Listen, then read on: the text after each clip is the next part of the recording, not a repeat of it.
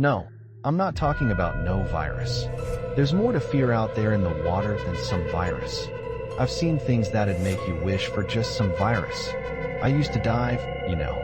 You didn't know that, did you? Well, it's true. And I was good at it, too. Real good. I was fast, and I knew how to hold my breath. I'll be damned if it wasn't the joy of my life at one time. And I'll be damned if I don't miss it. I was a daredevil in those days. A risk taker. I liked to see how deep I could go, how long I could stay there. Scare the girls back up on deck, and then, console one or two of them when I came back up safe and sound. But, of course, that kind of thing took practice. And for that, I would head out on my own. Of course, I know now it was stupid. I know now why they tell you never to go it alone. But I was young. I was stupid. It was a fine day for diving. You couldn't ask for more perfect conditions. I was almost tingling as I took my boat out to this brand new spot I'd been wanting to explore. I'd been nearby, you know, in the sections that were shallower. But this spot was a bit further out, deeper. I couldn't begin to imagine what I might find there. I found a good spot to stop the boat and finish suiting up. Soon enough, I was all ready to go. Weren't nothing left but to just dive in. So that's what I did. Right away, it was like Alice, falling real slow down that rabbit hole. I couldn't believe what I was seeing. I was so close to other places I'd been before, and yet everything looked so different. None of the seaweed looked the same as it reached up for me and swayed from side to side.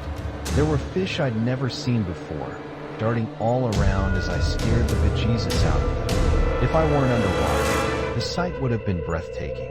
And yet, there was still more to come.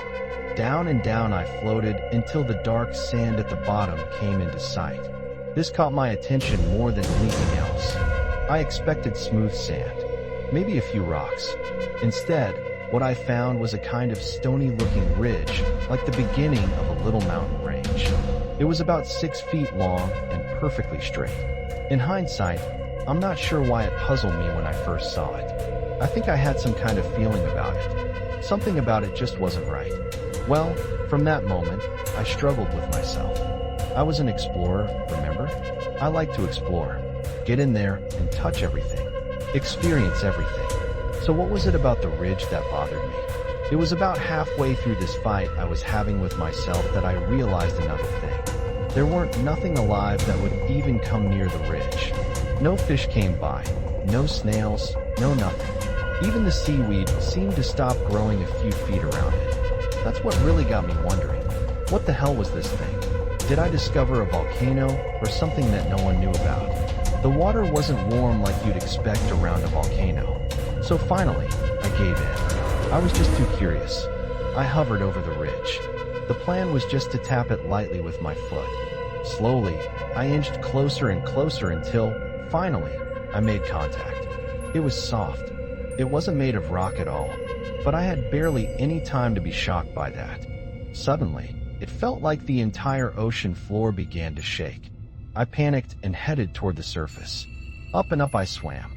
The seaweed shivered all around me, and the fish ran frantic. At last, my head broke the surface of the water, and I gulped the biggest breath I'd ever taken. And then silence. Everything was still. I looked all around me. Nothing seemed different on the surface. Nothing was out of place. Things seemed so normal, in fact, that I laughed. I relaxed then. Whatever had happened, it couldn't have been that big a deal, right?